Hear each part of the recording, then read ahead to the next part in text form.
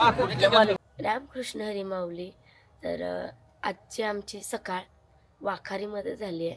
कारण की आज इकडे म्हणजे स्टे होता आणि आज मला दररोजपेक्षा खूप जास्त खराब वाटते. कारण की रात्री पण आल्याला मला बरंच वाटत नव्हतं. मी डायरेक्ट झोपून घेतलं आणि आज पूर्ण तोंड सुजलं आहे. घशातनं आवाज येत नाही, खोकला येतोय, सर्दी झाली. एवढं बेकार कंडिशन झाली आहे. आणि मलाच कळत नाही नक्की काय झालं आहे. तर पण डॉक्टरकडे गेलेली, तो डोस पण चालू आहे. बाहेरचं पाणी पण नाही पिली, सगळं बिसलरीचंच पाणी पिली आहे. तर पण काय माहिती, मला म्हणजे सगळे बोलतात की पावसात भिजल्यामुळे झालं असणार आहे. तर कदाचित तसंही झालं असेल. तर सांगायचं आहे की आता आजची जी रिंगण आहे, आज मोठं रिंगण आहे आणि दोन्ही पालखींचं मिळून एकत्र रिंगण आहे आणि ते बघण्यासाठीच आम्हाला जायचं आहे. तर आम्ही जिथे स्टे केला आहे तिकडनं 1-1.5 किलोमीटरच्या अंतरावर ते आहे. तर आता वाजलेत 7:30 आणि लवकर पोहोचायचं आहे तिकडे. तर मी पण उठले, हर्षू पण उठली आहे आणि बाकीची तयार होत आहेत. तर चला तुम्हाला सगळ्यांना दाखवते हे रिंगण कसं असणार आहे. जे तुम्ही मागचं रिंगण बघितलं त्याच्यापेक्षा खूप मोठं असणार आहे आणि खूप वेगळं असणार आहे. कारण की मागच्या वेळी जे होतं ते एकच होतं, फक्त माऊलींचं होतं आणि ह्यावेळी असणार आहे ते दोन्ही पालखींचं मिळून आहे. खूप जास्त तुफान गर्दी असणार आहे, कारण मागच्या वेळेसच खूप जास्त गर्दी होती आणि आज तर मला माहीत नाही काय होणार आहे.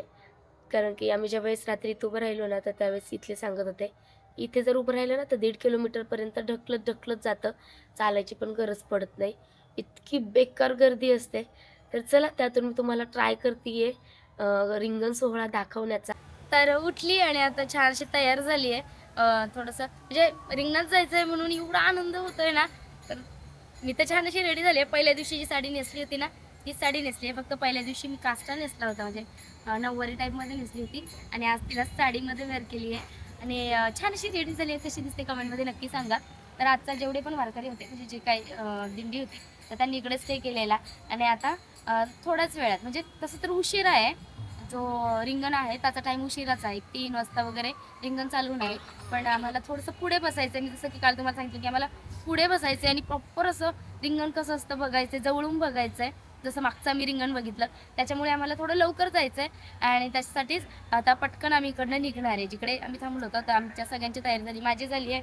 इकडे विशाल पण तयार आहे, इकडे हर्षू पण तयार आहे आणि इकडे माझे आहो पण तयार आहे. आमच्या आहोने तर आज बघा मला मॅचिंग असा कुर्ता वेअर केला आहे. तर इकडे आम्ही आलो आहे ना वाखारीमध्ये आहे आणि इकडचा जो स्टे आहे ना, तर आताच हर्षूचं जे मागचं सेलिब्रेशन हाऊसचं जे ओपनिंग झालं ना, तर त्यावेळी ते लोक इथे त्यांनी स्टे केलेला आणि हे जे आहे ना हॉटेल हे यांच्या ओळखीचं आहे, म्हणजे विशालच्या हर्षदाच्या ओळखीचं आहे.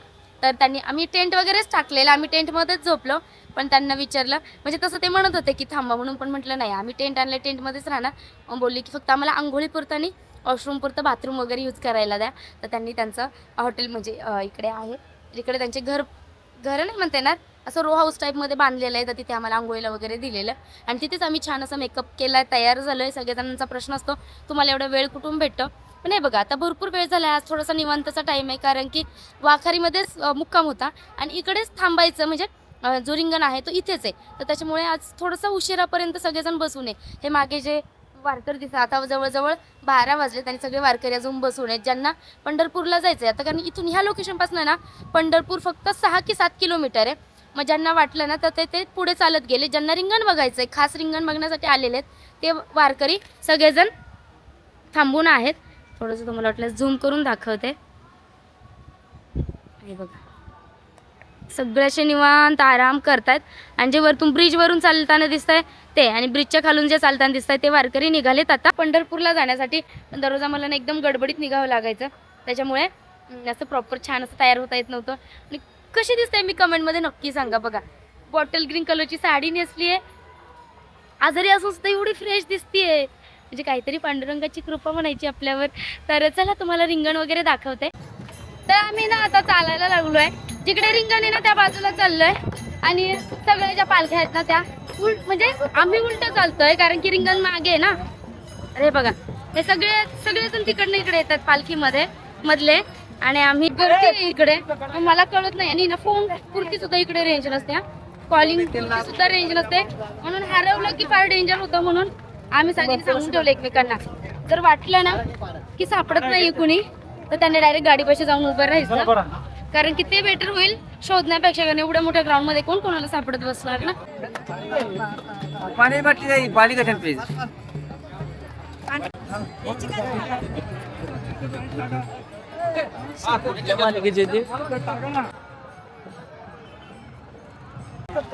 तर ना कोणाला बरं वाटत नाही बरं का, म्हणून सकाळ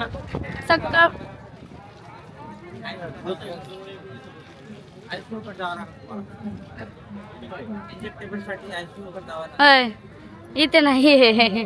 त्याला विकनेस आला, विकनेस साठी नाही. सकाळपासून ना कुणाला अजिबात बरं वाटत नाहीये आणि केव्हाचा दवाखाना शोधत होता आम्ही आणि आम्हाला आता भेटलाय. तर आता थोडेसे नंबर आहेत, तेवढे नंबर झाले की मग कुणालचा नंबर येणार आहे.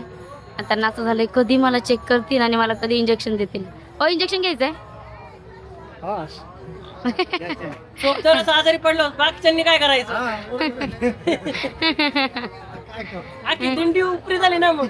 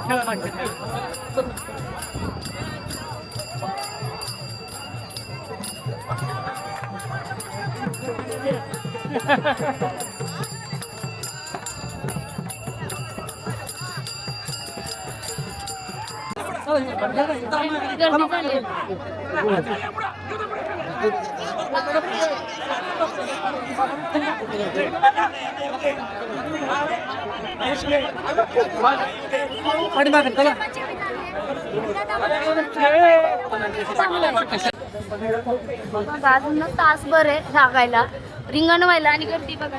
आम्हीच दिसतोय की नाही काय माहिती. त्या दिवशी ब्रिज पूर्ण झालेला होता पुढचा सुद्धा, आणि आज पण एवढं डेंजर चिंद्रचिंद्री चालू होती. मग मला वाटलं आता माझा श्वासच बंद होता की काय, म्हणून मी बाहेर गेले. ते परत बाहेर आतमध्ये आले. हर्षी बोलते नाही नाही बघूनच जायचंय. नाही, ती मला म्हणते चल साईडला आपण जाऊन येऊ. म्हणलं नाही थांब, चेंबलं तरी चालेल पण बघून जायचं. बाहेर काढले की आत येऊ देत नाही. परत नाही जागा.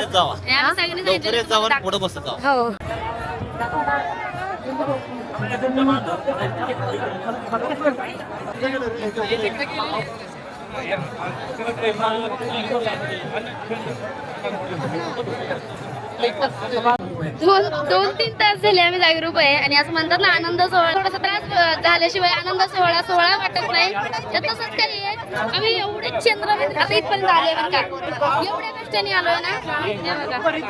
फ्रंटलाच उभं राहिलोय आणि इथून जाणार आहे आपली पालखी. अक्षरशः येडेबाईसारखं वाटायला लागलंय. लोक विसरलेले एवढं काय झालंय ना. तिकडे तिकडे कमी चालू आहे फक्त.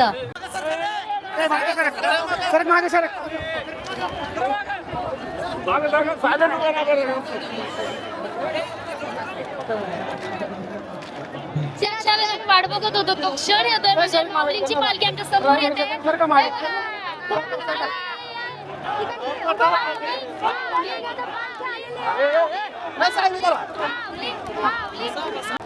गंमत सांगू का, एवढा वेळ थांबून पण एवढं बेकार झालं ना. डायरेक्ट ज्यावेळेस पालखी येणार ना त्यावेळेस एवढी चंद्रचंद्री झाली आहे बघा आमच्या. आणि अवतार तर तुम्ही बघू शकता असा झाला जसं कोणीतरी पकडून आणलंय. तर रिंगण सोहळा नाही बघता आला आम्हाला. आम्ही आता डायरेक्ट बाहेर जाणार आहे, कारण हाईट इतकी नाहीये. कारण पूर्ण हे बघा, एक मिनिट हे बघा लांबपर्यंत. आता पुढची उभी राहिली, मागच्यांनी कसं बघायचं. एवढ्या ठिकाणी एवढा वेळ उभा राहून आमची चपला इतकं म्हटलं जाऊ द्या आता. चपला सोडून दिला दोघींनी पण आलो निघून. आता त्यात आमचे दोघं माणसं पण हरवलेत. आता ते मगाशी खूप जास्त गर्दी झाली ते तिकडे हरवलेत. आम्ही दोघं इकडे आले. दोघींच्या पण चपला हरवल्या. आणि पाय तर असले दिलेत तर पायावर. आणि पालखी आमच्या समोर गेली. आम्ही पालखीचं दर्शन घेतलं. आज रिंगण नाही बघता आलं. चाललो बाहेर.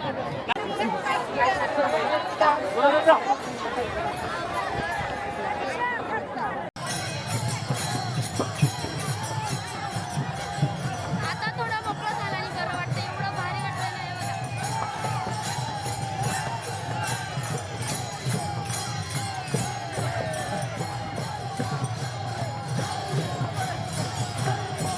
अशी वारी करणार आहे. कोणी येऊ नाही तर नाही येऊ. आम्ही चौघ जण म्हणजे हिचे मिस्टर आणि माझे मिस्टर आम्ही दोघी जणी चौघ जण एखादा अभंग गवळण मला येते का म्हणा एक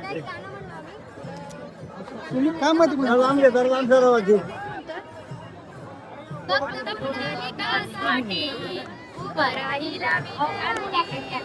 भक्त पुंडलिकासाठी उभा राहिला विठ्ठल. त्यांनी मलाही दाखवाना आणि मलाही दाखवाना विठुरायाची पंढरी. एका वेशीची भक्त पुंडलिका होता पापी आणि दुष्ट. आई बापाची केली सेवा सारे पाप झाले नाही का. भक्ती पाहून भक्ताला आला भेटाय श्रीहरी. भक्ती पाहून भक्ताला आला भेटाय श्रीहरी. तरी मलाही दाखवाना विठुरायाची पंढरी.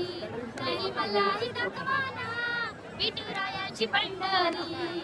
खऱ्या अर्थानं धनी मलाही दाखवा ना विठुरायाची पंढरी. मग कधी हरवले आता पंढरपूर हरवले तुम्ही. खरं तर हर्षदा तुझी पहिली रील मी पाहिली त्यावेळेस अशीच आजी हरवली होती आणि ती शोधत होती शेवटी ती सापडली. आणि आता कोणी हरवलं नाही ना. आता नाही कोणी हरवलं. मागच्या दिवसात आमची नवरी हरवली होती. भेटलो परत. पण आता त्यांची रील जर त्यांची मुलाखत जर दिली ते म्हणजे आमच्या बायका हरवल्यात मग काय करायचं. त्यांनी सोडलं, रिंगण बघायला सोडलं होतं आम्हाला. मग आता ते सापडणार ना तुम्हाला. हरवले की डायरेक्ट गाडीपाशी जाऊन थांबायचं. किती किलोमीटर चालणार ते आता. 2 किलोमीटर इथून 3 किलोमीटर आहे. गाडी पार्क केली. मग आता यामध्ये गाडी तुम्हाला येऊन नाही दिली तुम्हाला. आम्ही पायी गाडी करतो. आमची गाडी पुढे असते, आम्ही पाठीमागे असतो. ड्रायव्हर बिचारा आपण चालतोय. त्यातून टाकतो.